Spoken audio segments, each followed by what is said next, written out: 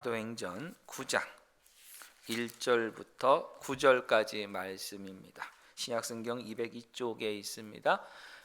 한 절씩 교독하시고 9절 말씀은 한 목소리로 함께 보도록 하겠습니다. 사울이 주의 제자들에 대하여 여전히 위협과 살기가 등등하여 대제장에게 가서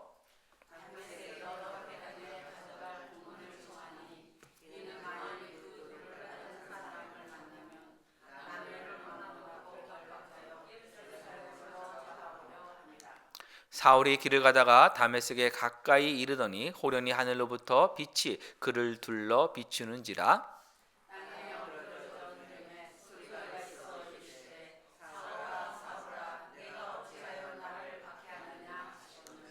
대답하되 주여 누구시니까? 이르시되 나는 내가 박해하는 예수라.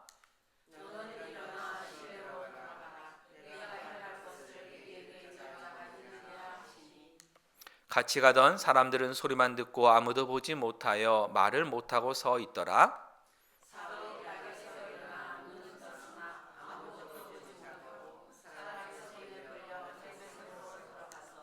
사흘 동안 보지 못하고 먹지도 마시지도 아니하니라. 아멘. 네, 사도행전을 우리가 지금 읽고 있는데 계속 읽다 보면 오늘 이 본문의 사건이 두 번 더 나옵니다. 사도행전 22장에 나오고 26장에 나와서 총 3번 정도 오늘 사건을 이렇게 다룰 정도로 매우 중요한 말씀입니다. 기독교의 역사에서 예수님의 부활과 승천, 오순절 성령 강림 이후에 가장 큰 사건 중에 하나가 뭐냐면 사울이라고 하는 사람이 회심한 바로 오늘 본문의 사건입니다. 혹시 이런 설교를 들어보셨는지요? 사도 바울의 본래 이름은 큰 자를 뜻하는 사울인데 예수님을 만나고 나서 작은 자를 뜻하는 바울로 바뀌었다. 그래서 예수님을 진정으로 만나면 하나님의 은혜 앞에 겸손해진다라고 하는 어떤 설교를 좀 들어보신 분 아마 계실 것 같습니다.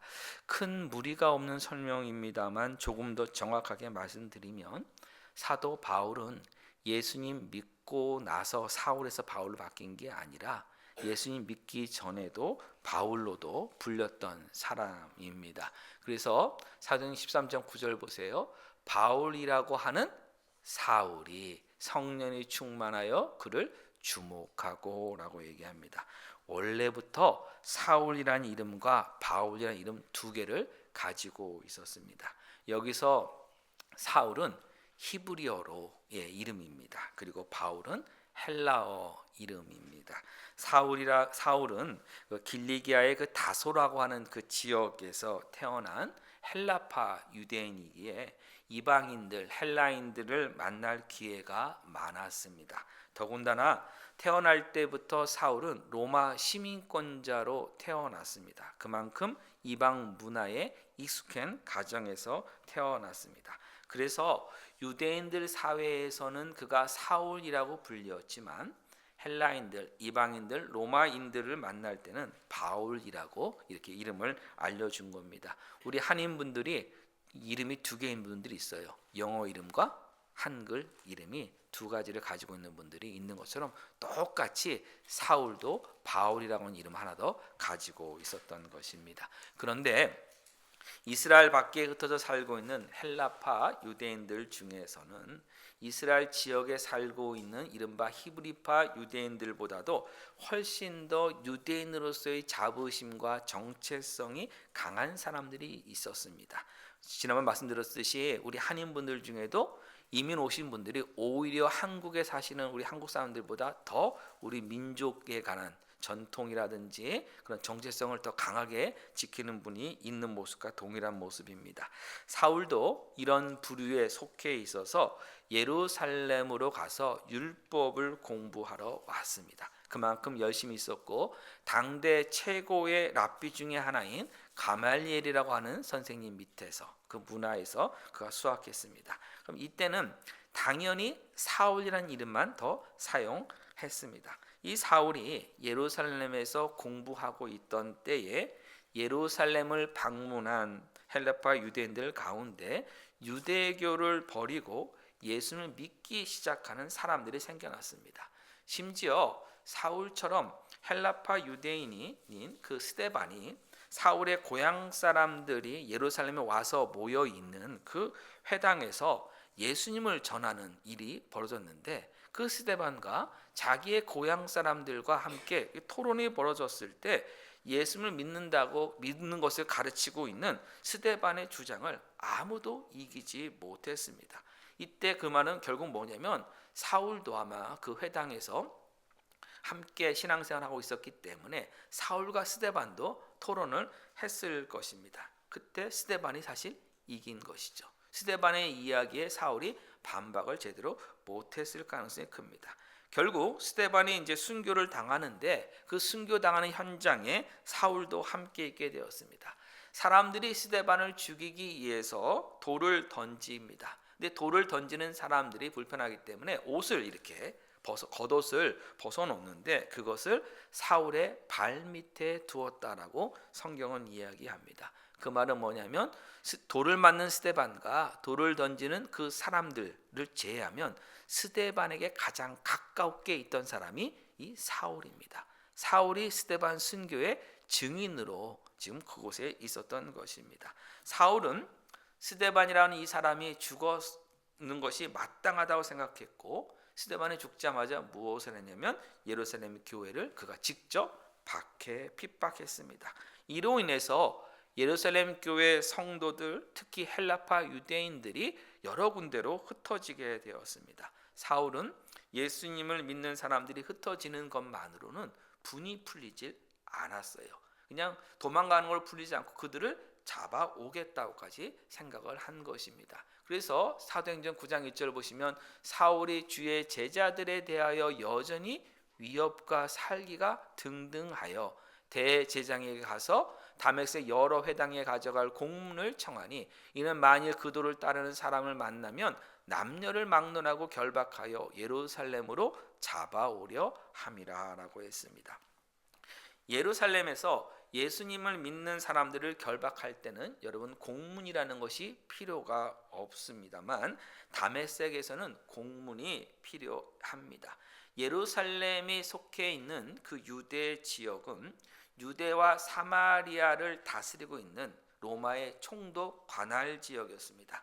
당시는 빌라도 총독이 유대와 사마리아를 관할하고 있었습니다. 그런데 다메섹은 시리아 총독이 관할하는 그런 도시입니다. 나중에 유대 총독인 그 빌라도가 파면을 당합니다. 근데 그 지위를 박탈당하는데, 그때 시리아 총독이 로마 황제에게 이 사람을 파면시켜야 된다고 이러한 것에 주장을 하게 됩니다. 그래서 시리아 총독의 위치가 유대 총독보다 훨씬 더 높습니다. 그래서 유대 총독의 안에 있는 사람들이 시리아 갈 때는 좀 더 낮은 데서 높은 데로 가는 거니까 이런 공문들, 협조 공문들이 더 필요했던 것입니다. 그래서 유대인이 시리아 지역에 가서 사람들을 결박해서 유대 지역으로는 끌고 올 수 없는데, 유대 교회에 관련된 것이라면 예외적으로 가능했습니다. 로마 제국은 유대교의 대소사를 유대인의 대제사장에게 맡겼기 때문입니다. 그게 참 특별한 일이었던 것이죠. 다른 데서는 그런 일을 할 수 없는데 유대인들에게만, 유대교에게만 이런 특별한 그것을 지위를 주었던 것입니다. 이 다메섹은 역사가 매우 깊은 도시였습니다. 유대인의 회당이 여러 군데에 있을 정도로 헬라파 유대인들이 많이 살고 있었습니다. 여러분, 유대인들은 하루에 안식일날 걸을 수 있는 거리가 한정되어 있어요. 한국으로 치자면 약 한 1000m, 1km 정도만 걸을 수가 있어요. 안식일에는. 만약에 안식일에 1km 이상을 걸으면 그건 노동이에요. 일하는 거라고 판단해서 안식일은 일하지 말라는 계명을 어겼다라고 그들은 생각을 했습니다. 그래서 회당을 중심으로 회당에 반경 1km 정도의 사람 유대인들이 모여 살고 있었어요. 다메섹 큰 도시이다 보니까 당연히 회당이 여러 군데 있을 수밖에 없었던 것입니다. 근데 이 다메섹에는 여러 회당에 누가 왔느냐? 예루살렘 교회 성도들인 헬라파 유대인들이 그곳까지 피난을 온 것입니다. 와서 가만히 있으면 모르겠는데 예수님을 그들이 전하고 있었습니다. 당연히 이 소식이 누구에게 들린 거냐면 지금 예루살렘에 있는 사울에게까지 그 소식이 들렸던 것이에요. 이 소식이 사울을 화나게 만들었습니다. 근데 이것만 사울을 화나게 만든 것이 아니라 우리가 지난 3주 살펴봤던 이 사마리아 사건도 사울을 화나게 만들었습니다. 사마리아에 헬라파 유대인인 빌립이 들어가서 예수를 믿는 도를 전합니다. 그리고 베드로와 요한도 그곳에 갔다가 왔다는 소식 바울에게 다 들립니다. 유대인은 사마리아인과 상종하지 않습니다. 그런데 지금 유대인이 사마리아 상종했기 때문에 가서 복음을 전한 것인데 그것이 사울을 좀 화나게 하는데 문제는 더 뭐냐? 사울은 사마리아인을 상종하지 않기 때문에 그 사마리아에 들어가서 헬라파 유대인들을 잡아올 수가 없는 것이에요. 그게 더 지금 그에게 화를 돋군 상황이 되었습니다. 그 상황에서 다메섹의 소식이 들리니 그가 분을 참을 수 없어서 대제사장에게 갔습니다. 사울이 대제사장에 가서 다메섹 회당에 참석하고 있는 헬라파 유대인들 그리스도인들을 잡아오겠다면서 법적으로 아무 문제가 없도록 공문을 써달라고 한 것입니다.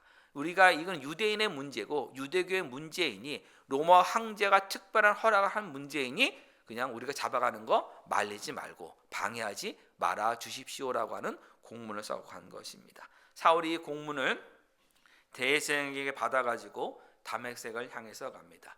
예루살렘에서 다메섹까지의 거리는 약 150마일 정도 됩니다. 그러니까 일주일에서 한 10일 정도를 걸어가야 되는 그 거리입니다. 다메섹에 거의 가까이 다다랐을 때 갑자기 하늘에서 빛이 사울을 둘러 비춥니다. 너무나도 그 강력한 빛에 사울이 땅에 엎드립니다. 그때 하늘에서 소리가 들리는데 사도행전 26장 14절을 보면 히브리어로 말하는 소리였습니다. 다메섹 부근이면 시리아 지역이고 이방 지역인데 히브리어로 들렸습니다. 그것이 뭐냐면 사울아 사울아 내가 어찌하여 나를 박해하느냐라고 하는 그 히브리어가 들린 것입니다.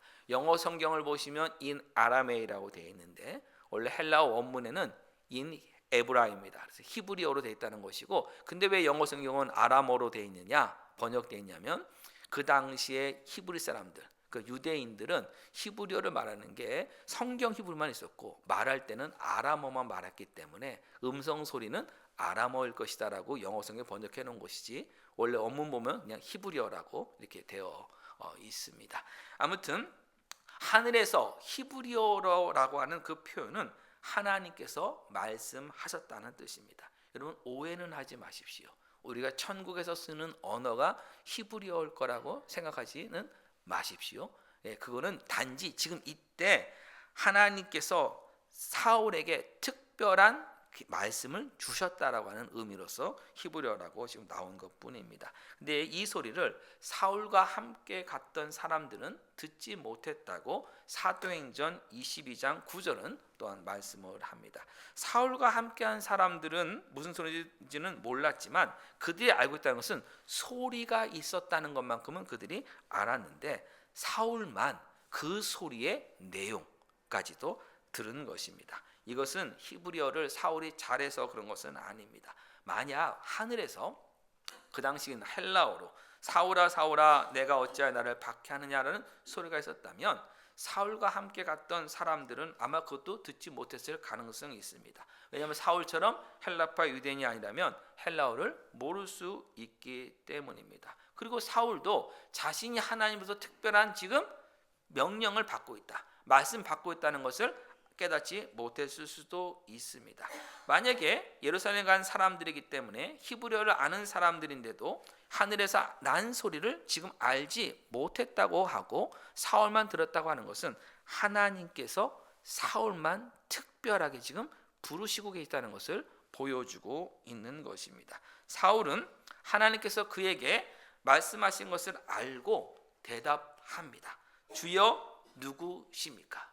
주여라고 하는 것, 유대인 중에 유대인인 사울에게 주님은 여호와 하나님 한 분밖에 없습니다. 유대인들은 주님이라고 하는 그 단어를 하나님에게만 사용합니다. 그래서 여러분, 우리가 십계명의 세 번째 계명이 뭐냐면 하나님의 이름을 망령되이 일컫지 말라라고 하는 계명이 있어요. 근데 사람들이 하나님이라는 말을 사용할 때 자기가 어떤 죄를 짓고 있다거나 생활의 어떤 환경이나 모든 모습에서 바람직하지 않은 상황에 있을 때 하나님의 이름을 사용하면 망령되이 사용한다고 생각했기 때문에 아예 유대인들이 어떻게 했느냐, 하나님이라고 하는 단어, 여호와라고 하는 단어를 아예 읽지를 않았어요. 성경에 여호와라고 나와도, 여호와 하나님 나와도 그거를 뭐로 읽느냐, 아도나이, 나의 주님이라고 바꿔서 읽었어요. 그렇기 때문에 유대인들에게는 주님은 딱 한 분이세요. 여호와 하나님밖에 없는 거예요. 이스라엘 하나님밖에 없는 거예요. 그래서 주여 누구시냐가는 뭐라고 했냐면 하나님 누구십니까? 라고 묻는 거예요. 하나님 부르신 거예요. 근데 이것이 정말 하나님 몰라서 묻는 게 아니라 자기가 지금 이해할 수 없는 일이 일어났다는 거예요. 분명히 하나님 말씀하시는데 이해할 수 없는 일이 일어나는 것은 무엇이냐면 언제 내가 박해했냐는 거예요. 언제 내가 하나님을 박해했냐는 거예요.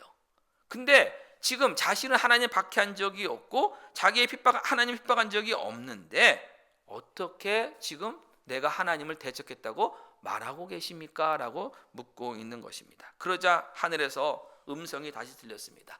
나는 내가 박해하는 다른 존재가 아니라 예수다라고 얘기를 한 겁니다. 이 말은 사울이 감히 상상도 못했던 말씀입니다. 하늘에서 말하는 분명한 나는 하나님이신데 예수님이 하나님이시라는 말씀이기 때문입니다. 예수라는 사람이 있었고 그 예수라는 사람이 십자가에 달려 죽은 것은 사울도 알고 있습니다. 그 예수라는 사람이 부활했다고 예수의 제자들이 이야기하지만 사울은 그 말을 믿지 않았습니다. 수많은 기적과 표적들이 예수의 이름으로 일어나고 있었지만 그것도 그는 무시했습니다. 사울이 보기에 하나님께 저주받은 사람인 예수를 구원자라고 주장하는 예수의 제자들은 제정신이 아닌 사람들이었습니다. 사울은 누구보다도 열심히 율법을 공부했습니다. 근데 그 율법 가운데 하나인 신명기 21장 23절은 분명하게 말씀합니다. 나무에 달린 자는 하나님께 저주를 받았음이니라. 저주받아 죽은 사람이 하나님의 아들이라는 말은 신성모독 그 자체입니다. 어떻게 하나님의 아들이 하나님께 저주받은 상태에 십자가에 달려 죽을 수 있냐는 거예요. 나무에. 이거는 말이 되지 않는다고 그는 생각했습니다. 예수가 부활했고 승천해서 하나님 보좌 우편에 서 계신 것을 스데반이 봤다고 말을 했을 때 그것을 들은 사울은 스데반은 죽어 마땅한 사람이라고 확신했습니다. 스데반처럼 예수를 하나님의 아들이라고 믿는 사람을 더 이상 용서하지 않겠다고 그는 교회를 핍박했던 것입니다. 그런데 예수님께서 하늘에서 직접 말씀하신 겁니다. 내가 하나님이라고. 예수님이 하나님이심을 예수님이 밝히신 거예요. 사울은 스데반이 말했던 것이 사실이라는 것을 알게 됩니다. 예수님은 부활하신 하나님의 아들이시며 승천하시어 하나님 영광 그 우편에 계신 아들이신 하나님임을 그가 확인하게 된 것입니다. 부활하신 예수님께서 직접 사울에게 찾아오셔서 자신이 부활한 하나님의 아들이심을 확인시켜 주셨기 때문입니다. 또한 사울이 예수 믿는 사람들을 박해한 것이 바로 하나님이신 예수님을 박해한 것임을 그가 알게 되었습니다. 사울은 하나님을 섬기는 마음과 그 열정을 가지고 교회를 핍박했는데 그것이 오히려 하나님이신 예수님을 거스리고 핍박하는 큰 죄를 진 것입니다. 말과 행동으로 신성 모독하는 수준을 넘어서서 하나님께 정면 도전을 한 큰 죄를 오히려 사울이 저지른 것입니다. 너무 놀라서 아무 말도 할 수 없는 사울에게 예수님께서 계속 말씀하셨습니다. 사울아, 일어나서 다메섹 시내로 들어가라. 네가 앞으로 행할 일을 너에게 이를 자가 있느니라 라고 말씀하셨어요. 사울이 무엇을 해야 할지 다 알려주진 않으셨어요. 그 말이 무슨 뜻인지 다 알려주진 않으셨지만 한 가지, 시내로 들어가서 기다리고 있으라고 하는 그 명령을 주셨어요. 예수님이 하신 이 말씀을 믿고 사울이 순종할 때만 앞으로 구체적으로 일어난 일을 알게 될 것을 알려주신 것입니다. 예수님께서는 사울에게 예수님을 믿을지 말지 선택하라고 말씀하시지 않았습니다.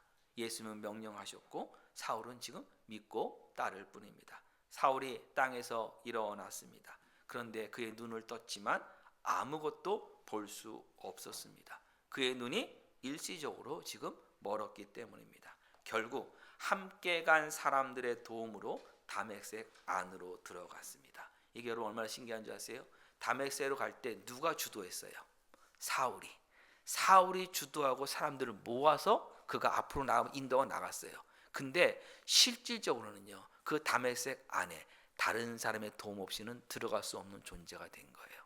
그 연약함이 그때 완전히 다 드러난 것입니다. 들어가서 사흘 동안 아무것도 볼 수도 없었고 먹지도 못했고 마시지도 않았습니다. 너무 놀라고 황당한 일을 경험해서 먹지도 않고 마시지도 않은 것이 아닙니다. 11절 말씀입니다. 다섯 사람 사울이라는 사람을 찾으라. 그가 지금 뭐하고 있다고요? 기도하는 중이다 그랬어요. 사울은 이 3일 동안 자신이 하나님을 섬긴다고 했던 일과 율법에 대한 그 열정이 결국은 자기 만족과 자기 오름을 세우는 일에만 불과했다는 것을 지금 철저하게 회개하고 있는 것입니다. 사울이 예수님을 믿는 사람들 핍박한 이유는 유대인으로서 율법만 지키면 하나님의 백성으로 충분하다고 생각했기 때문입니다. 즉 하나님의 백성으로 살아가는데 예수님은 필요 없고 유대인으로 태어나서 유대인답게 율법만 잘 지키면 된다고 그가 믿었기 때문입니다. 이것은 내가 내 힘과 내 열심과 내 노력과 내 정성으로 하나님의 백성으로 살 수 있다고 생각한 것이고 내가 열심히 하나님 잘 섬길 수 있는 사람이라고 믿었기 때문에 자기 자신을 믿었기 때문에 한 행동이었습니다. 그래서 하나님을 위해서 일한다고 나섰는데 그가 결국 알게 된 것은 무엇이에요? 그는 하나님 앞에 설 수 있는 사람이 아니라 하나님 앞에 엎드려져야 하는 죄인임을 그가 알게 되었습니다. 그래서 사도행전 주석을 쓴 어떤 학자는 이 사울의 이 사건에 대해서 뭐라고 얘기하냐면 예수님을 믿는 사람들을 체포하러 다메섹에 갔는데 그가 오히려 다메섹 도상에서 예수님에게 체포되었다라고 이렇게 표현하고 있습니다. 예수님을 믿는 사람들이 율법과 유대인들의 전통을 어기고 예루살렘 성전을 무시한 죄인이라고 판정하고 체포하려고 다메섹에 사울이 갔지만 오히려 그가 예수님에게 하나님을 대적한 죄인으로 체포된 것입니다. 살아계신 하나님의 그 뜻을 온전히 알지 못하고 자기 열심으로만 갔던 것을 발견하게 되는 것입니다. 예수님만이 하나님께로 갈 수 있는 유일한 구원의 길임을 믿지 않는 죄로 인해서 그는 그곳에서 예수님에게 체포된 것입니다. 이것은 예수님이 이루시는 구원이 무엇인가를 우리에게 잘 알려주는 사건입니다. 예수님께서 사울에게 찾아오셔서 그 사울에게 부탁하지 않으셨습니다. 사울아 제발 나를 박해하지 말고 이제 나를 좀 믿어주면 안 되겠니라고 말씀하지 않으셨습니다. 사울도 진리를 스스로 열심히 찾다가 예수님 만난 것 아닙니다. 사울이 먼저 예수님에 대해서 성경 가지고 연구하고 열심히 찾아봐서 그걸 보시 예수님께서 아이고 이렇게 나를 찾으니 내가 만나주겠다고 만나주신 것도 아닙니다. 그리고 사울에게 어떤 선택을 예수님은 강요하지도 않으셨습니다. 예수님이 하신 일은 사울에게 먼저 찾아오셔서 예수님이 살아계신 하나님의 아들이시며 사울의 유일한 구원자이시며 주님이심을 선포하신 것이고 사울이 그 사실을 인정하지 않는 죄인임을 알려주신 것입니다. 사울이 할 일은 예수님께서 하라고 말씀하신 것을 따를 뿐입니다. 다메섹 안으로 다른 사람 손에 이끌려 들어가는 일뿐입니다. 겉으로는 사울의 선택하는 그 행동이 들어가 있어요. 내가 순종하겠다 선택한 것처럼 들어가 있어요. 그래서 일어났고 다메섹으로 들어가겠다 했고 다른 사람의 도움을 받았다라고 볼 수 있습니다. 그러나 그거는 그가 선택한 것이 아니라 어쩔 수 없이 그냥 간 거예요. 예수의 말씀을 따를 수밖에 없었기 때문에 따른 것뿐입니다. 우리의 구원도 마찬가지입니다. 우리가 먼저 하나님 찾은 것 아닙니다. 저 여러분 어느 누구도 하나님 먼저 찾지 않았어요. 우리가 열심히 진리를 찾다 보니까 하나님께서 우리의 그 열심을 보시고 우리에게 찾아오신 것도 아닙니다. 다른 종교 얘기해서 그렇습니다만은 불교를 포함한 많은 종교의 특징은 우리 자신이 스스로 진리를 찾고 우리 자신이 스스로 그 진리를 깨닫게 됨을 강조합니다. 그러나 성경이 우리에게 분명히 말씀하시는 것은 우리는 진리를 찾을 수 없는 존재라는 거예요. 우리는 진리를 찾지 못한다는 겁니다. 그 이유는 우리가 영적으로 눈이 멀었기 때문입니다. 우리는 진리를 찾아갈 수 없어요. 눈이 멀어서 어떤 건 무엇인지도 알지 못하는 것이에요.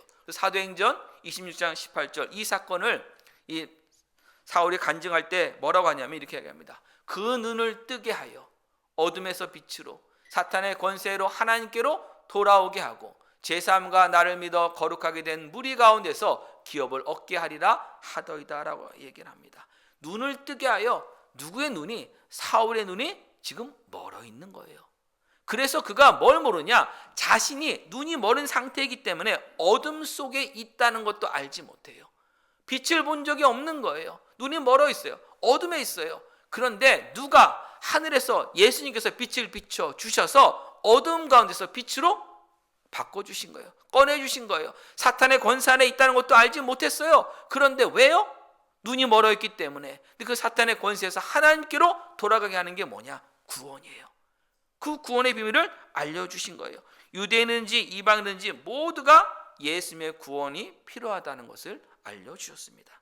예수님이 먼저 찾아오셔서 우리의 눈을 뜨게 하여 주셔야 이 복음의 비밀을 알 수가 있습니다. 내 눈이 떠져야 어둠에 있는 나를 봅니다. 죄 속에 있는 나의 운명을 알게 됩니다. 예수님께서 사울에게 먼저 찾아오셔서 바로 이 사울이 어둠 가운데 있음을 알려주셨고 큰 빛을 사울에게 비춰주셔서 그가 영적인 어둠에 있음을 보여주셨습니다. 그가 하나님을 박해하는 죄를 범하고 있음을 보여주셨습니다. 작은 율법을 어겨도 영원히 죽을 수밖에 없는데 하나님을 핍박했으니 하나님 말씀하셨잖아요. 왜 나를 핍박하느냐고 하나님 말씀하셨잖아요. 하나님을 사울이 핍박했으니 살아날 방법이 없습니다. 그는 영원히 죽을 수밖에 없습니다. 그런데 예수님께서 그를 살려주시며 다음에 해야 할 일을 알려주셨습니다. 무엇입니까? 예수님 안에 죄사함의 은혜가 있음을 알게 해주셨고 하나님께로 회개하고 돌아오라고 말씀하셨습니다. 내가 죄인으로 체포되었고 내 죄값이 무엇인지를 알고 있는데 그 죄를 사함받는 은혜가 있음을 알게 되었을 때 그 은혜를 받지 않겠다는 선택을 우리는 할 수 없습니다. 우리 이렇게 말할 수 없어요. 하나님 제가 무슨 체면에 그 복을 받을 수 있겠습니까? 여러분 이것은 잘못된 것입니다. 이것은 교만한 것입니다. 나의 주님이 하나님이 나를 용서해 준다면 하나님의 결정을 우리는 따를 뿐이에요. 우리가 하나님의 결정을 바꿀 수 있어요? 못 바꿔요. 하나님의 판단을 바꿀 수 있어요? 못 바꿔요. 내 주님이 용서해 주신다고 했는데 주님 저는 그거 받을 체면이 안 됩니다.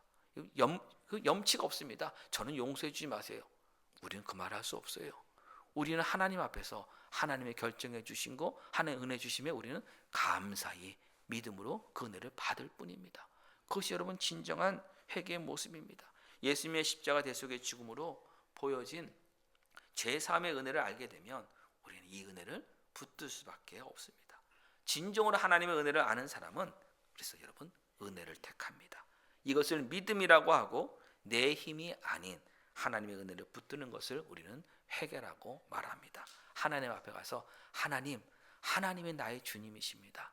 하나님이 나의 구원자이십니다. 예수님만이 나의 구원자이십니다. 예수님께 항복합니다. 저는 예수님 말씀하신 대로 그냥 다 따릅니다. 예수님 영접하라는 그 말씀에 저는 영접합니다.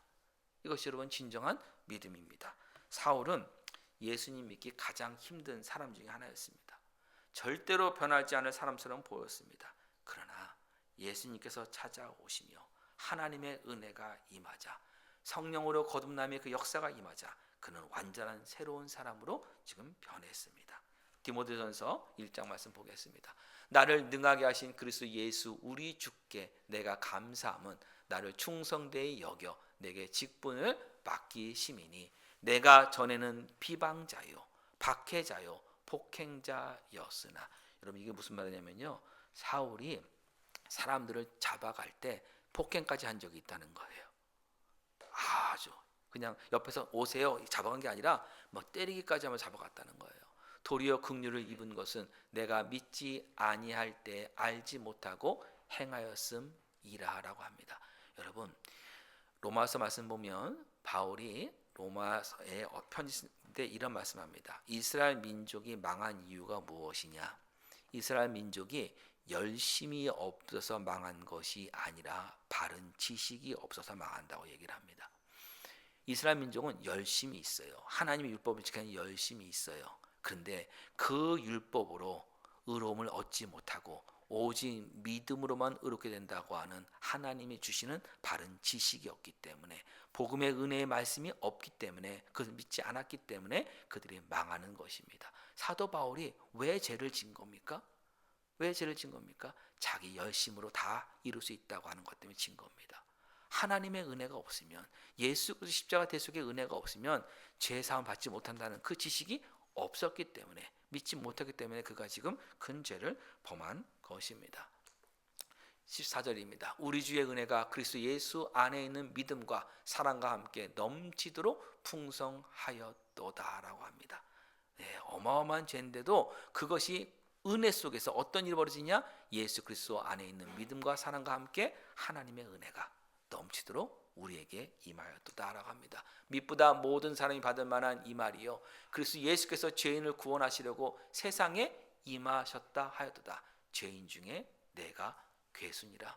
나보다 더 큰 죄인이 없다. 나는 아예 하나님을 대적한 사람이다. 그럼에도 불구하고 하나님께서 나를 구원해 주셨다. 하나님의 은혜가 더 크다라고 자신 있게 얘기를 합니다. 그러나 내가 긍휼을 입은 까닭은 예수 그리스도께서 내게 먼저 일체 오래 참으심을 보이사 후에 주를 믿어 영생 얻는 자들에게 본이 되게 하려 하심이라 했어요.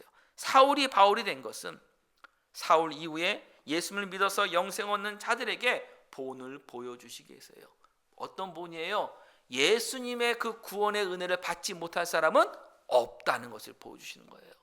사울은 죄인 중에 괴수예요. 근데 그 죄인 중에 괴수도 예수 그리스도의 그 구원의 은혜를 받은 것처럼, 그렇기 때문에 모든 사람이 다 예수 그리스도의 구원의 은혜를 받을 수 있다는 것을 보여주는 본으로 하나님께서 세우셨다는 것입니다. 예수님은 죄인의 괴수인 사울을 구원하시려고 세상에 임하셨고 풍성한 은혜와 긍휼하심을 보여주셨습니다.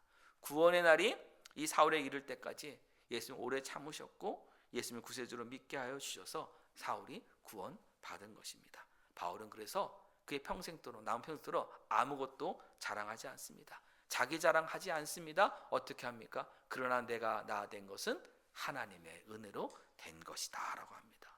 예, 하나님의 은혜로 된 것이다. 내가 잘나된 것은 절대 아니다라고 얘기를 합니다. 열심 자랑하지 않습니다. 은혜만을 자랑합니다. 오늘 저와 여러분에게 예수님은 누구십니까? 사울에게 주님이시고 구원자이신 하나님의 아들이신 것처럼 저와 여러분에게도 우리 예수님은 주님이시고 구원자이시며 하나님의 아들이십니다.